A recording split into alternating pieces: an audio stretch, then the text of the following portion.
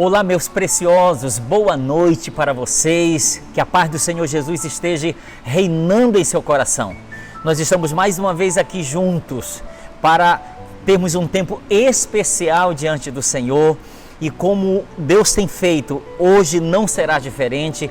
Com certeza Deus tem uma palavra para abençoar a sua vida, para abençoar o seu coração. Eu quero meditar hoje com você em um texto que está no livro de Gênesis, capítulo de número 8, do versículo 15 até o versículo de número 17, que está escrito bem assim: Então disse Deus a Noé: sai da arca, e contigo tua mulher e teus filhos, e as mulheres de teus filhos, os animais que estão contigo, e toda a carne, tanto aves como gado, e todo réptil que rasteja sobre a terra. Faze sair a todos, para que povoem a terra, sejam fecundos e nela se multipliquem. Saiu, pois, Noé com seus filhos, sua mulher e as mulheres de seus filhos, e também saíram da arca todos os animais, todos os répteis, todas as aves e tudo que se move sobre a terra, segundo as suas famílias. Amém, amém.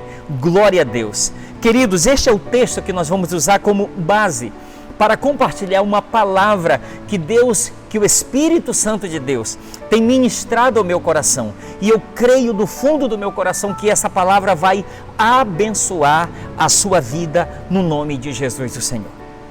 Queridos, a palavra que eu quero compartilhar nesta hora tem como tema o pós-dilúvio. Sim, o pós-dilúvio. E o texto nos retrata exatamente o ponto em que o Senhor chega com Noé e diz: sai da arca.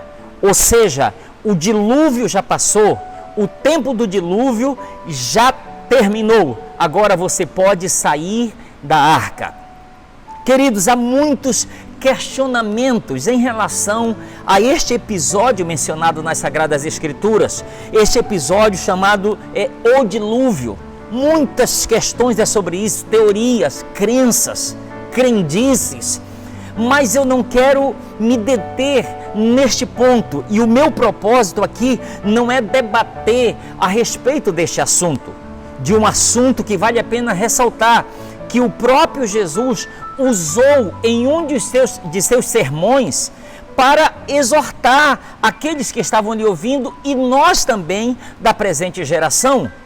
Então eu não quero estar questionando a esse respeito, mas o que eu quero falar com você hoje é principalmente sobre este tema, o pós-dilúvio.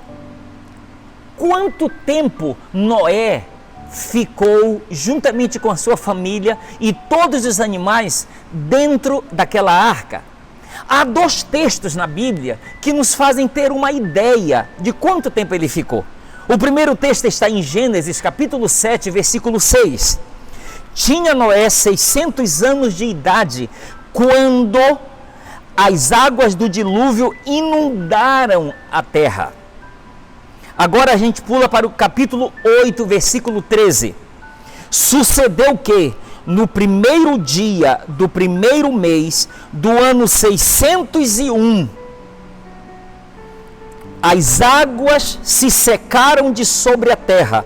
Então Noé removeu a abertura da arca e olhou, e eis que o solo estava enxuto. Os versículos que nós lemos aqui, um nos diz que foi no ano 600 da vida de Noé. Tinha Noé 600 anos de idade. E a Bíblia nos diz que foi no ano 601 que as águas secaram de sobre a terra. Ok? Então, queridos, aproximadamente Noé, ele passou mais de um ano dentro daquela arca. Foi muito tempo que ele passou dentro daquela arca, foi mais de um ano que ele passou ali dentro. Agora, existem três períodos bem distintos aqui, que eu quero só mencionar dois, como eu lhe disse que eu vou me deter no terceiro. O primeiro período é o período que nós chamamos de o antedilúvio, aquele período que antecedeu o dilúvio. O segundo período é o dilúvio, o período do dilúvio. E o terceiro período é o pós-dilúvio, que é aquele que nós vamos estar falando mais um pouco a respeito dele. O período antedilúvio, é muito interessante que este período para Noé foi exigido dele algumas coisas. Esse período exigiu de Noé uma firme convicção de que realmente o Senhor havia falado com ele. Exigiu uma firme, certeza, uma certeza muito grande de que era Deus quem havia dado aquela instrução para ele. Como o escritor aos Hebreus diz que Noé foi divinamente instruído. Aquele período para Noé, o período antedilúvio, exigiu de Noé muita obediência, porque além de ele receber a instrução divina, era necessário ele dar um passo muito grande de obediência e obedecer em meio certamente a críticas, a olhares duvidosos, porque a Bíblia menciona que até então nunca havia chovido ainda sobre a face da terra. Então era uma obediência que era realmente um verdadeiro sacrifício para Noé.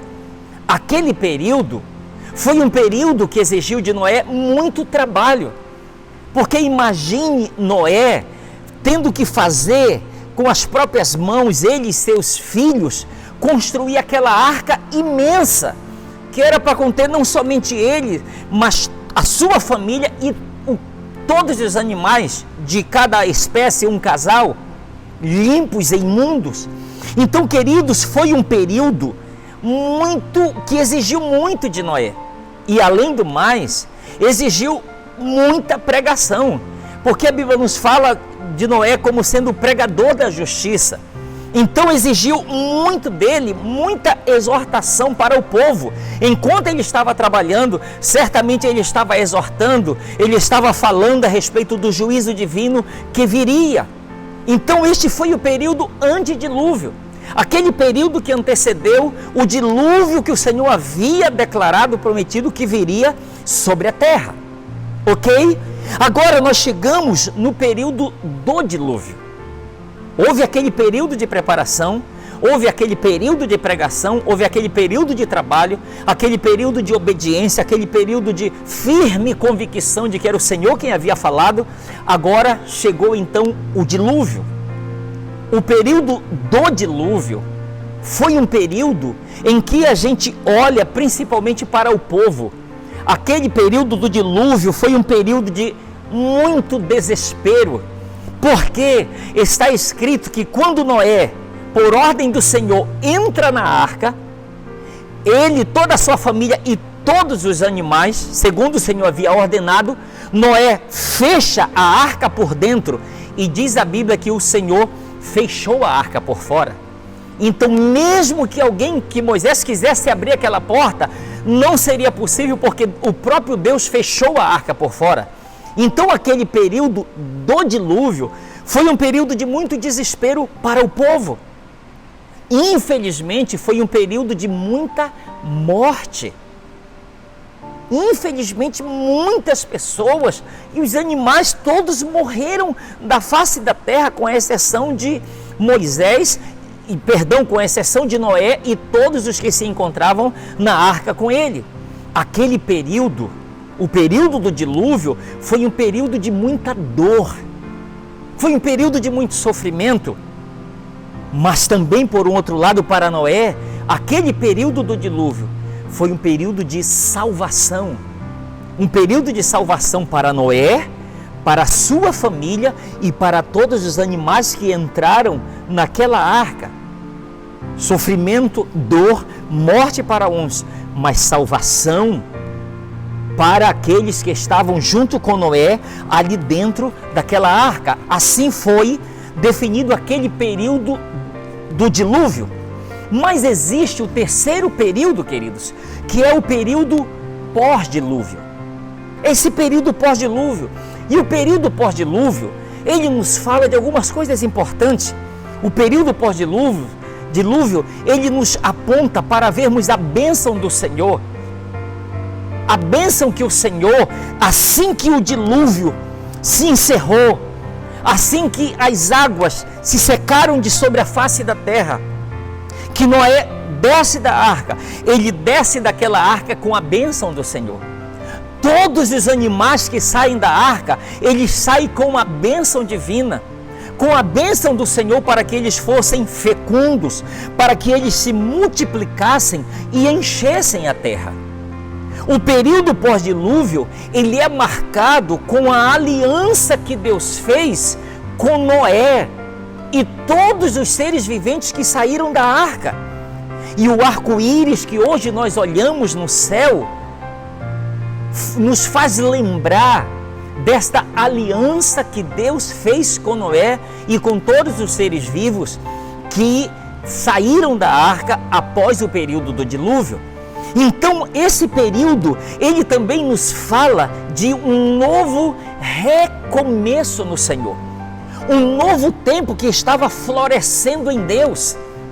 Um novo alvorecer, um novo amanhecer de Deus para Noé e todos os seus que estavam ali, começando em Deus uma nova aliança, começando em Deus um novo tempo. É isso que nos fala esse período.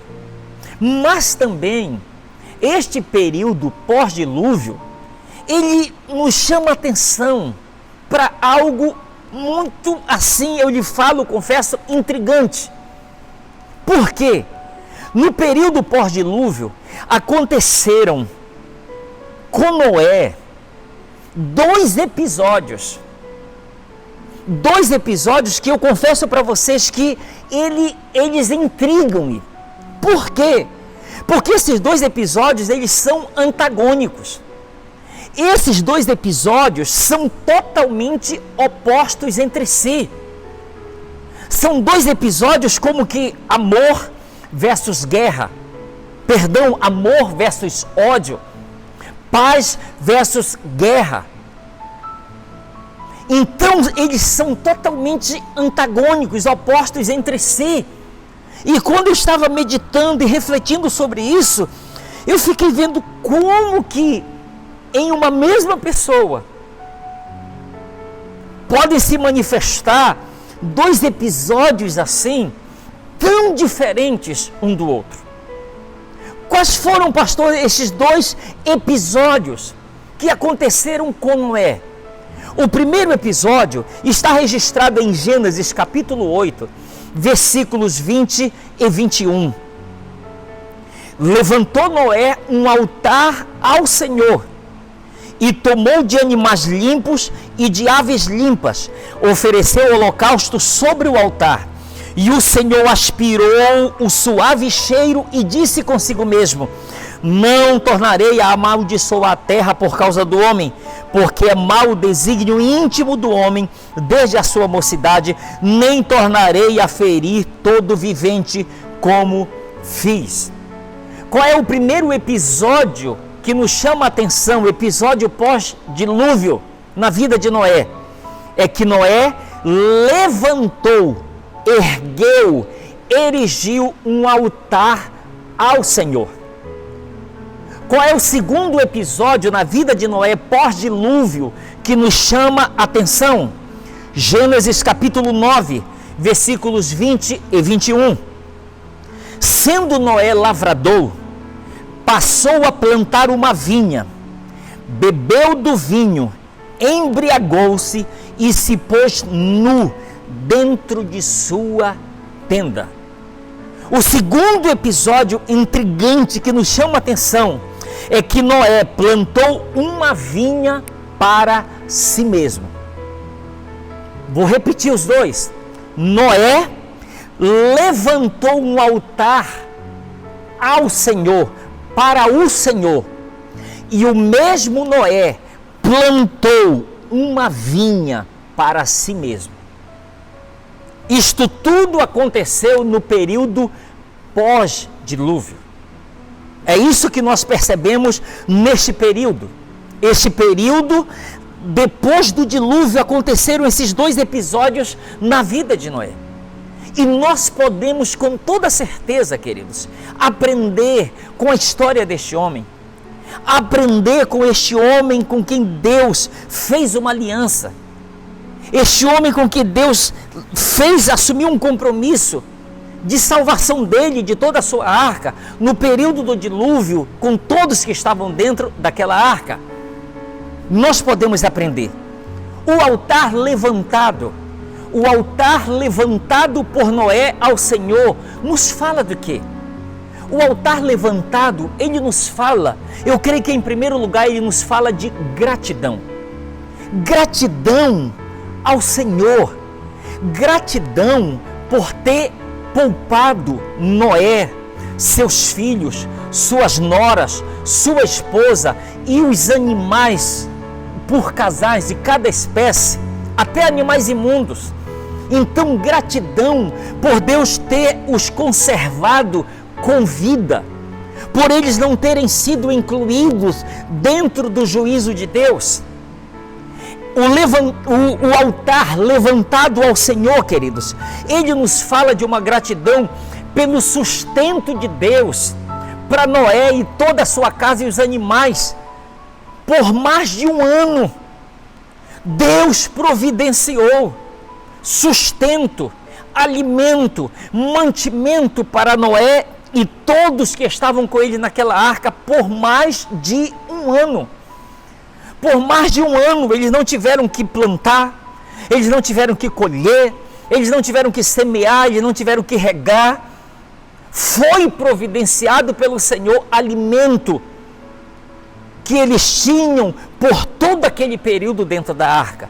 Então eu entendo que aquele foi um altar de gratidão por Deus poupar a vida, por Deus sustentá-lo, por Deus protegê-los contra aquele, porque a gente estava até meditando e vendo questionamentos, como que um barco tão grande, uma arca, iria suportar a força das ondas, né, de tanta água, como que ela poderia suportar por tanto tempo? Eu acredito que havia uma bênção e uma proteção especial do Senhor, porque o que estava em jogo era a palavra de Deus. Deus havia falado que ele iria salvar Noé e todos que estivessem com ele dentro da arca. Então havia uma proteção especial do Senhor ali. Então eu vejo esse altar de gratidão sendo levantado pelo cuidado do Senhor. Mas eu não vejo só um altar de gratidão.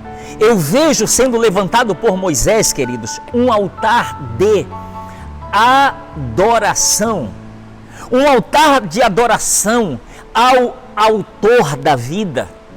Um altar de adoração àquele que é o Jeová Jiré, o Deus da nossa provisão. Um altar de adoração, um altar que estava sendo levantado de adoração ao Deus de aliança, ao Deus que faz aliança com os seus, mas ele se compromete em cumpri-la até o seu fim. Um altar de adoração ao Deus, ao Adonai, ao Senhor, ao Criador. Este altar Noé levanta para expressar para Deus, não apenas a sua gratidão, mas um reconhecimento por saber quem o Senhor era de fato, quem Ele é de fato. Queridos, o que nós aprendemos através desse primeiro episódio que ocorre na vida de Noé? O que nós aprendemos com esse primeiro episódio é o seguinte: nós aprendemos que a adoração não é para ser um momento. Adoração não é para se viver apenas um momento, mas adoração é para ser um estilo de vida de um adorador. Vou repetir, nós aprendemos através não apenas deste episódio, mas também do segundo que eu vou já mencionar. Nós aprendemos que a adoração não é para ser um momento, mas um estilo de vida na vida de um verdadeiro adorador. É isso que deve ser a adoração. Não apenas aquele momento que eu estou saindo de uma grande bênção, de uma grande vitória, reconhecendo o que o Senhor fez e reconhecendo quem Ele é. Eu levanto o altar para Ele e começo a adorá-lo, começo a glorificá-lo, começo a louvá-lo. E aí depois tudo passa. Guarde isso, a adoração não é apenas um momento. A adoração é para ser um estilo de vida de um adorador. Porque Deus não está procurando adoração. Deus está procurando adoradores que o adorem em espírito e em verdade. É isso que a Bíblia nos fala em João capítulo 4, que Deus procura verdadeiros adoradores. Então nós aprendemos isto aqui. Nós aprendemos que a adoração, ela manifesta a aliança de Deus com o seu povo. Você pode observar que o texto nos diz que quando Noé levantou um altar ao Senhor, que ele pega dos animais e das aves e oferece-os em holocausto ao Senhor sobre aquele altar. Está escrito assim: e o Senhor aspirou o suave cheiro e disse. Então a adoração, ela manifesta a aliança do Senhor. Ela é capaz de manifestar a aliança. Foi após aquele altar que Noé levantou para o Senhor, é que o Senhor manifesta aquela aliança. Ele recebe aquele sacrifício como um aroma, como um cheiro suave em suas narinas. E ele então responde com a sua aliança. É dessa forma que Deus responde à adoração que estava sendo levantada a Ele, que estava sendo dada a Ele como sinal de gratidão e de reconhecimento por quem Ele é. É isso que nós observamos aqui, queridos. Nós observamos em primeiro lugar, o primeiro episódio é que Noé, ele levantou um altar ao Senhor. Mas o segundo episódio é que a Bíblia nos fala é que Noé, ele plantou uma vinha para si mesmo. O altar foi para Deus. E entenda, quando eu levanto, construo, edifico algo para Deus, eu já estou dizendo, eu vou dar para Deus. É Deus que vai estar recebendo aquele altar, e através daquele altar, tudo que for oferecido vai ser para Deus. Agora você observa que a vinha, Noé não plantou para Deus. A vinha ele plantou para si. Pastor, por que o senhor está afirmando que a vinha Noé plantou para si? Porque foi ele que desfrutou dos frutos da vinha. Foi ele quem bebeu daquele vinho que a vinha lhe ofereceu. Ele não ofereceu para Deus. Ele plantou, ele colheu dos frutos, ele pisou a uva, ele preparou o vinho para que ele mesmo desfrutasse daquilo. Queridos, a vinha plantada, ela, assim, preste atenção, assim como a adoração manifesta a aliança de Deus com o seu povo, a vinha plantada, ela pode manifestar a maldição. É isso que nós vemos.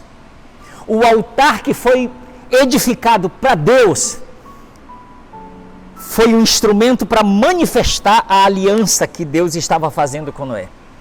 Mas a vinha que Noé plantou, ela infelizmente foi um instrumento para manifestar a maldição pela própria boca de Noé. Porque você observa que Noé, ele planta a vinha, ele toma do seu vinho, e diz a Bíblia que ele se embriaga, e ele se pôs nu dentro de sua tenda. Nós não sabemos se foi de propósito ou se foi por acaso que um de seus filhos viu a nudez de seu pai. Cã viu a nudez e ele comenta sobre aquilo. Os outros dois, Sem e Jafé, eles vão e o cobrem de costa. Mas quando ele se acorda no outro dia e descobre que aconteceu aquilo, ele começa a liberar maldição já para o seu neto, que alguns dizem que talvez foi o neto dele, Canaã, que viu a nudez e talvez contou para o seu pai. Há suposições em relação a isso. Mas o que eu quero lhe dizer, que assim como a minha e a sua adoração pode ser um instrumento para manifestar a aliança que Deus tem conosco, a vinha plantada pode ser um instrumento para manifestar a salvação. Perdão, para manifestar a maldição. Infelizmente pode se tornar um instrumento para isso. E é isso que nós observamos aqui. E entenda mais, se envolver a vinha plantada, ela nos fala de alguém que escolhe se envolver com aquilo que não convém. Pode até ser lícito ou parecer lícito, porém não convém. É isso que nós entendemos aqui. E o apóstolo Paulo nos falando a respeito deste assunto, pelo menos por 2 vezes, na carta aos Coríntios nós lemos isso. 1 Coríntios capítulo 6, versículo 12. Todas as coisas me são lícitas, mas nem todas convêm. Todas as coisas me são lícitas, mas eu não me deixarei dominar por nenhuma delas. 1 Coríntios capítulo 10, agora versículo 23. Todas as coisas são lícitas, mas nem todas convêm. Todas são lícitas, mas nem todas edificam. Então, a vinha plantada para si mesmo, ela nos fala disso. Ela nos fala de alguém escolher, usufruir, desfrutar de algo que de repente a pessoa pode dizer, não, é lícito isso. Eu posso assim participar, eu posso desfrutar disso. Porém, Paulo, ele diz que nem tudo que é lícito convém. Paulo nos diz que nem tudo que é lícito edifica, é bom, é bênção, coopera. Por exemplo, se você chegasse com Noé e perguntasse, ei Noé, você vai tomar um vinho? Vou tomar um pouco aí. Olha Noé, cuidado, você pode... Olha, você já parou para pensar que isso pode resultar em maldição lá na frente? Que nada, isto aqui é lícito. Eu posso tomar um vinho, eu sei até onde eu posso ir. Porém, as consequências foram desastrosas. Então, talvez muitas coisas estão sendo feitas com esse entendimento. É lícito, é permitido, não é pecado, não é errado. A pergunta é, convém, edifica, vai glorificar a Deus o que eu estou vivendo, o que eu estou fazendo? É isso que nós percebemos aqui, queridos. O pós-dilúvio, o pós-pandemia, é este paralelo que eu quero que você caminhe nele comigo. O pós-dilúvio, ele nos fala também de um pós-pandemia. Que alguém imagina Noé e os seus filhos abrindo o teto da arca, colocando aquela escada, liberando, e de repente eles olham para a natureza, olham para tudo e diz: estamos livres, finalmente estamos livres. Estou fora da arca, eu estou livre, eu posso sair. E eu vou fazer o quê? Muitos, ao sair da arca, muitos no período pós-dilúvio, pós-pandemia, infelizmente não vão sair para edificar um altar. Muitos vão sair para plantar uma vinha. Infelizmente. Pastor, se eu estou amaldiçoando? Não estou amaldiçoando não. Mas eu estou lhe falando de algo que infelizmente é uma realidade. Muitos estão esperando o dilúvio passar, o período ruim. Muitos estão esperando essa pandemia se acabar, passar. Para quê, pastor? Para edificar um altar? Não, para plantar uma vinha. Infelizmente é isso. Infelizmente é isso. Ouça-me do que eu quero lhe falar nesta hora.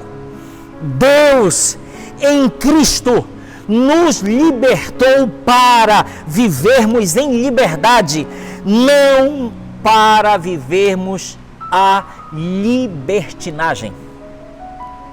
Vou repetir.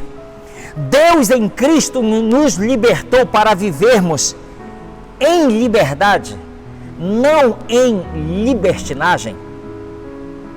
Foi para a liberdade que Cristo nos libertou. É isso que o apóstolo Paulo nos diz. Cristo nos libertou para sermos verdadeiramente livres, livres em Cristo. Não para usarmos da liberdade para dar ocasião à carne. Então, o dilúvio passou, ou está passando, a pandemia passou, ou está passando. O meu conselho para você é: saia da arca e decida edificar um altar.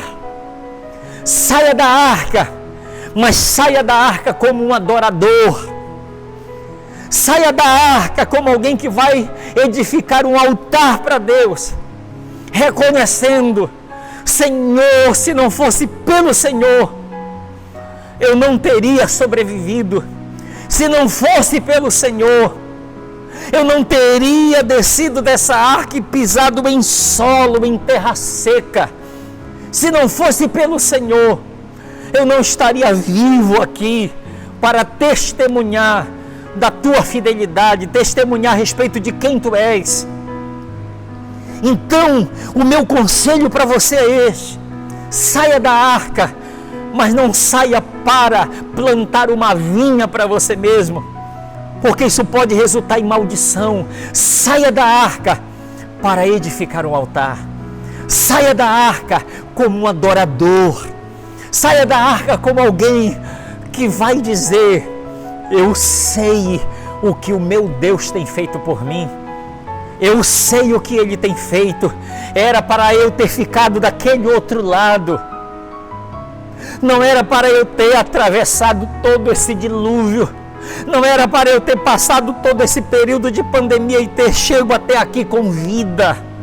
Eu estou aqui para edificar um altar de adoração, um altar de gratidão ao meu Deus, por reconhecer que até aqui o Senhor tem me ajudado, até aqui o Senhor tem me sustentado, até aqui o Senhor tem me protegido, até aqui o Senhor tem cuidado de mim.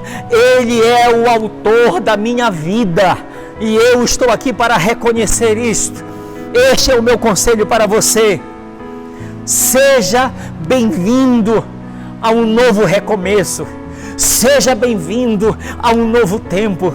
Seja bem-vindo ao pós-dilúvio. Seja bem-vindo ao período pós-pandemia. Seja bem-vindo ao ano do vinho novo. Seja bem-vindo para você desfrutar de um novo tempo em Deus, de um novo tempo com Deus. Seja bem-vindo para este tempo, não para plantar uma vinha para você mesmo, mas para edificar um altar ao Senhor. Efésios capítulo 5 é um conselho de Paulo para todos nós.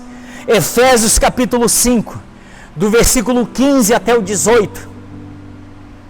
Paulo, ele nos fala da seguinte maneira: portanto, vede prudentemente como andais, não como necios, e sim como sábios, remindo o tempo, porque os dias são maus. Por esta razão, não vos torneis insensatos, mas procurai compreender qual a vontade do Senhor. E não vos embriagueis com vinho, no qual há dissolução, mas enchei-vos do Espírito.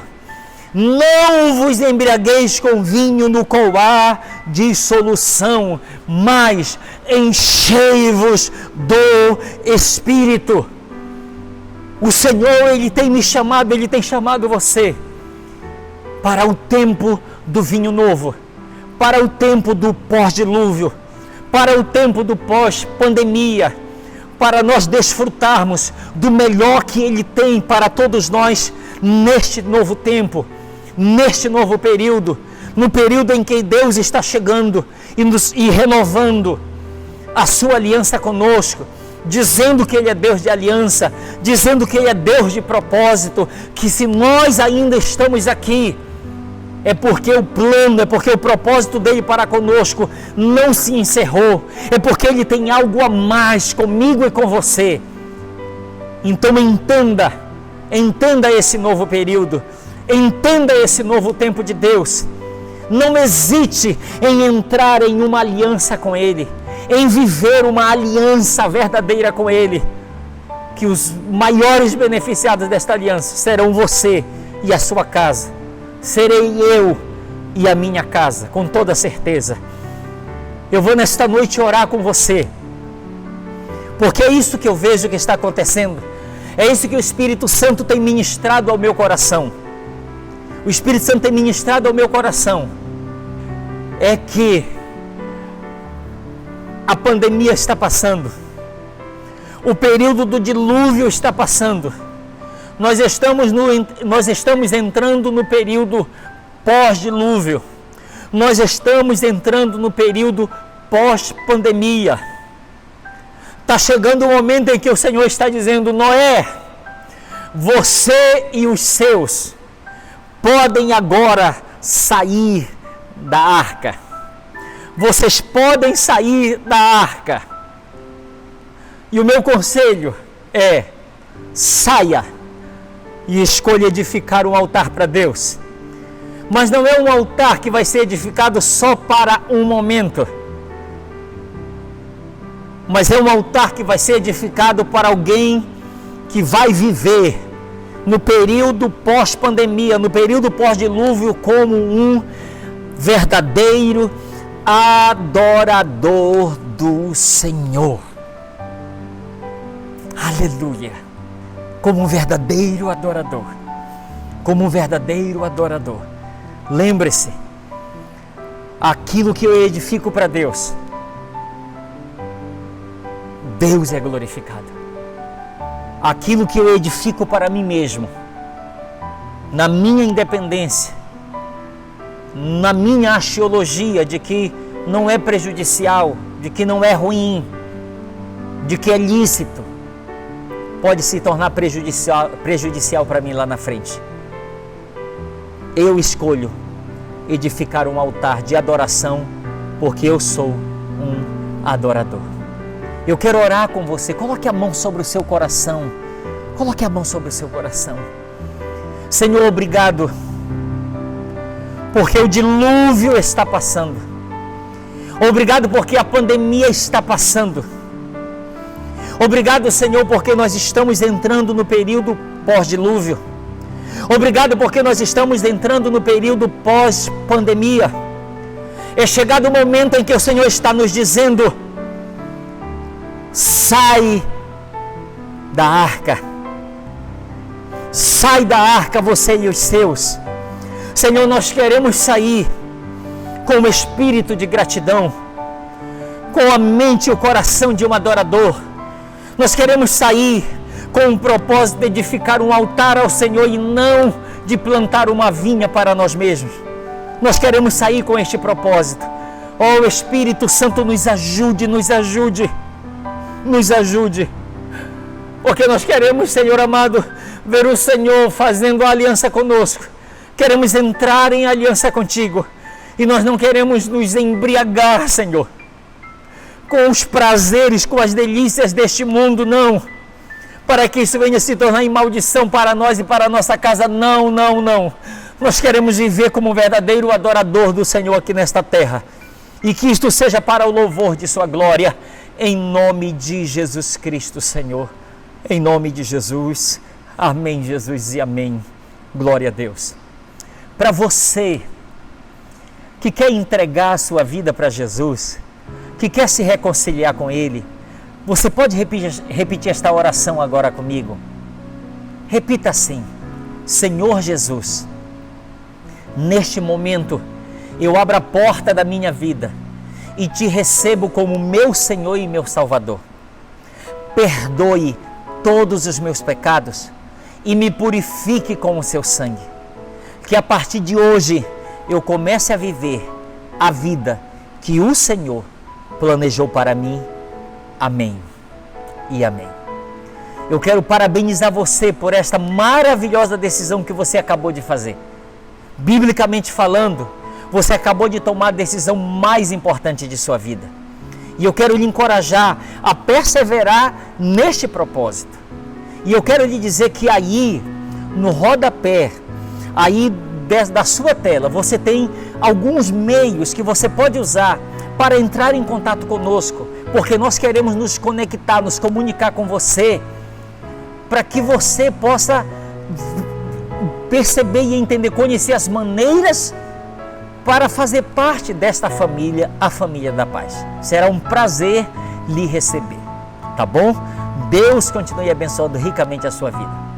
Queridos, estamos chegando ao final de mais um culto e nós queremos glorificar a Deus por isso, louvar a Deus pela sua vida, pela sua família e dizer que nós estamos tendo cultos presenciais aos domingos às 9 horas da manhã e às 18 horas, e nós estamos tendo culto também, como está acontecendo agora, aconteceu hoje no nosso canal no YouTube, tá bom?